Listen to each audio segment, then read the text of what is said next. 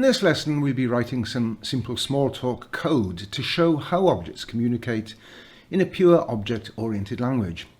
To follow along you'll need to load up a copy of Squeak Smalltalk, and as I've explained before, this course is based on this excellent Smalltalk V tutorial which you should also download, and today we'll be looking at chapter 3 of that book.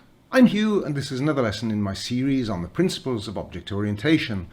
I recommend that you follow the series in order using the playlist which is linked down below. Chapter 3 of the Smalltalk V tutorial begins by showing a few examples you can see here of common types of object. Well, let's try these out in Squeak. First I'll open a workspace, that's a left click, workspace, and I'll just resize this a bit. And now I can enter some of the examples. The first one was a string. This is a string, full stop. Next one was an integer, 1, 2, 3, 4. Next one was $a, a character. And the last one was this array of integers. And there we are. So let me try and print these now. So right click and select print it, and it shows me, it just returns this is a string, and I can do that with each of them. Put my cursor on the line and print it, and it just returns the data itself. Now when you're evaluating code in Squeak you have two options. You can either do it, let's right click and do it, and that just evaluates the expression, or you can select, as I did there, right click and print it, or in fact you can use the shortcut Alt P like that, and it displays the result of the evaluation. In the Smalltalk V tutorial it refers to this as the show it command. Well, it's called print it in Squeak. You'll notice that I've put a full stop or a period after each of these expressions. In the examples in the manual it doesn't show that. That's because the full stop is actually the terminator of the statement, and if I omit it you can see it just messes up the colouring of the syntax colouring, so I've put the full stop just for completeness. The other thing to mention is you can see the string delimiters here are single delimiters. $a shows that it's a character, hash and parentheses shows it's an array, and the array elements are separated just by a space, not by commas as in many other languages. Now to save time I won't enter the rest of the sample code line by line in this video. I've already created a workspace that's got these samples in. Let me open that up. Now to try them out yourself, just enter the pieces of code into a workspace in Squeak. Notice, by the way, that the words between double quotes, for example those up here, those are comments. Double quotes are the Smalltalk comment delimiters. Now on page 56 of the tutorial we come to simple messages. I've explained the important idea of message passing in earlier lessons. Let's see a few examples. So I'm going to be pressing Alt P to evaluate and print. So here I've got 20 factorial. Here 20 is an integer object. Factorial is the message I send to it. So if I look in the class browser I can open that up by left clicking the background, selecting browser, and if I want to find the class I right click here and find class, and let me look at integer. So that helps me find the integer class, and here over here are on the right hand pane are the list of its methods, and down here you can see there is the factorial method. So here, to go back to my examples here, 20 factorial, 20 is an integer object, factorial is the message I send, and the integer object has a factorial method to deal with that message, and this is what it shows me when I Alt P to print it, and that's the result. Now when I finished with it I just simply pressed the delete key or backspace key to delete that result. Let's have a look at another example. Now is the time is a string, size is the message. This time again I'll put my cursor on the line, press Alt P, and there it shows me the size of the string is 15 characters. Again I delete it. Now down here I have an array object, this list of integers between the parentheses beginning with the hash. This may be called the receiver object, and I send it the @ message, @:, which may be called the message selector. The colon on the @ shows that it expects to take an argument. The argument here is 2, and I print it, and it returns 3, the integer 3 from the array. Notice that Smalltalk arrays are indexed from 1 rather than from 0. So the item at index 2 is the second element, which here is the integer 3. Now what if I send a message to an object that has no method for dealing with it? Here, for example, a string. The string is 20 is contained between the delimiters of the string, single quote delimiters. Well, a string has no way of dealing with the factorial message, so I try to print that, and this error message window pops up, message not understood. This is what's called a walkback window. It shows what's happened between the message being sent and being received by the string object. Experienced Smalltalk programmers can use this window to debug a program, but for our purposes, all we need to know for the time being is that the string object, has no way of dealing with that message, and that window has shown us that. Now we next come to unary messages. Messages with no arguments are called unary messages, and you can see here a few examples. So let's try these out. And I send the size message, it returns 3. Now is the time as uppercase.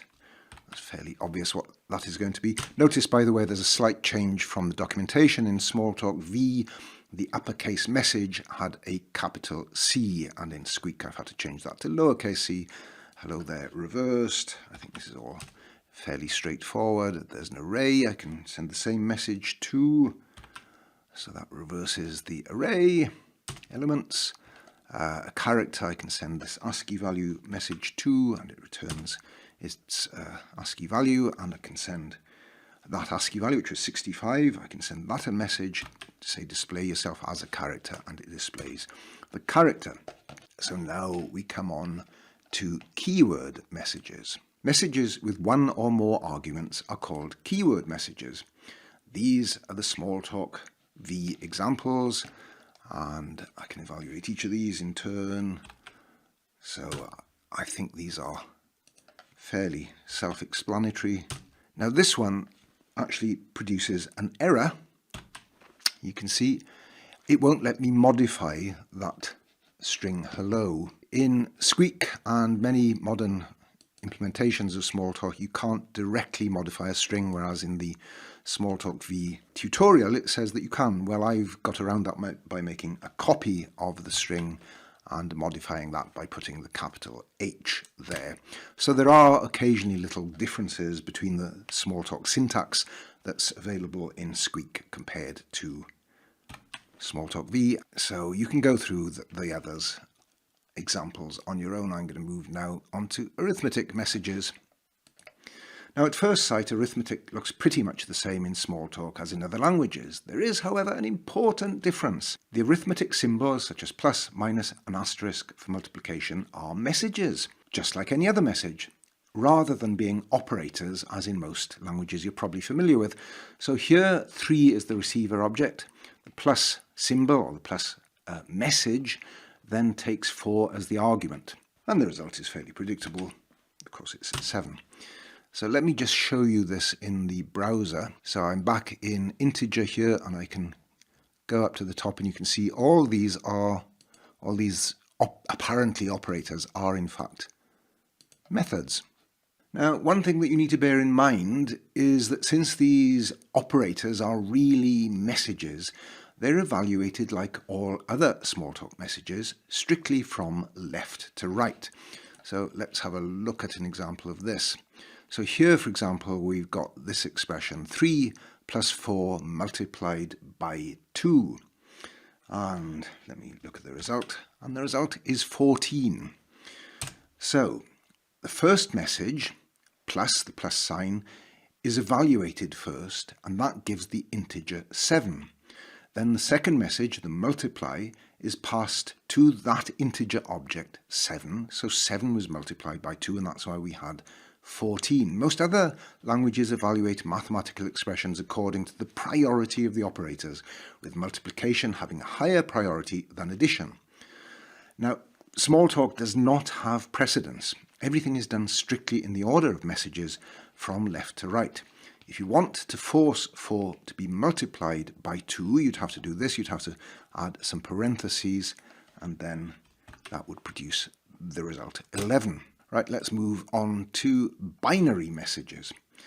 Arithmetic messages are binary. They have two separate parts. There's the receiver object to the left of the message and the argument to its right. And here's another example of a binary message. Here, the comma is used to concatenate two strings like this, or two arrays like this. Messages inside messages. A message returns an object. The object that's returned can itself be sent a message. So send the size message to the string hello, and it returns 5, the size of the string. 5 is an integer object, so I can send the message plus with the argument 4 to add 4 to 5, returning 9. Similarly, here size of now returns 3, and the size of this array is 4, giving 7. And then finally this one here, it returns true because 4 factorial is included in that array. What is 4 factorial? Let's evaluate that down here. Well, it's 24, and you can see that 24 is indeed in that array. Now here is quite a complicated example. Look at this one. 4 factorial between 3 plus 4 and hello size multiplied by 7. What the heck does that mean? Let's try it out. Well, whatever it is, it's true. But how do I make sense of that? Well, one way of making sense of a complicated Smalltalk expression like this is just to try it out in fragments. So let's break this down into its component parts. 4 factorial. Do that. 24. We've already established that before, so that's 24. 3 plus 4, well, that's fairly obvious what that is. Hello size, we've come across examples of that before. Hello size multiplied by 7. Okay, so that's 5 multiplied by 7. So 24 between 7 and 35. So that's what all this boils down to, is we've got 4 factorial, which is 24. 3 plus 4, which was 7. So 24 between 7 and hello size times 7 was 35. So that's what that expression really means. And that's why it returned true. If it wasn't 24, but 44 that we were testing, well, of course, it would be false. And there you go. So that's one way of breaking down a complicated expression. If you don't understand it, just put it in its component parts, evaluate them one by one to understand exactly what happened. Incidentally, here's an exception to the rule that messages are always evaluated from left to right. Look at this expression that we saw earlier with factorial here right at the end, which is a unary message sent to the integer 4. Now, unary messages are evaluated first, and that's why 4 factorial is evaluated, and its result is then sent as an argument rather than sending 4 to the array here and then evaluating factorial. Now, there are a few other examples in the Smalltalk V tutorial, and I'd recommend that you just try them out in your own time. Okay, so that's enough for today. Chapter 3 of the Smalltalk V tutorial now goes on to explain how to evaluate a series of expressions and run code in loops. It also gives some examples of Smalltalk graphics. Now, this is one of the things that is significantly different in today's Squeak Smalltalk from the old Smalltalk V. Now, remember, Smalltalk V was launched in the 1980s, initially on the DOS operating system, whose graphics were, to say the least, extremely limited. In the next lesson, I'll continue working through Chapter 3 and show you some ways of translating the Smalltalk V graphics examples to work in Squeak. Now, thanks for watching, and if you liked this lesson, give it a thumbs up. And if you haven't already subscribed, do so now and click that bell so you'll be notified whenever I upload new lessons.